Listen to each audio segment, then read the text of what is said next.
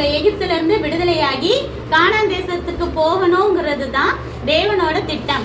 அப்படி போற வழியில எல்லாம் என்ன செய்யறாங்க, சில மக்கள் இவங்களோட வந்துட்டு சண்டை போடுறாங்க. அப்ப அவங்க ஊர்ல யுத்தம் பண்ணி தேவன் வந்து அவங்களுக்கு ஹெல்ப் பண்ணதுனால அந்த ஊரெல்லாம் யுத்தத்துல ஜெயிச்சு இந்த இஸ்ரேல் தேசத்துக்கு கொடுக்கறாரு.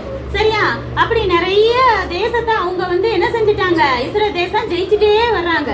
அப்போ இந்த பாலாக்குங்கிறவன் பாக்குறான், அவனுக்கு பயம் வருது.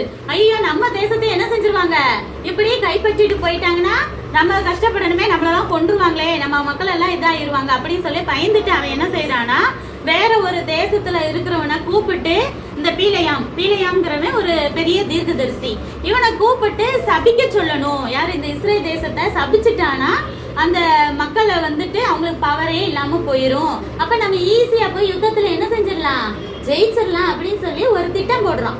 அப்ப இந்த தீர்க்கதரிசி கிட்ட என்ன செய்யறான், ஆள் அனுப்பி விடுறான்.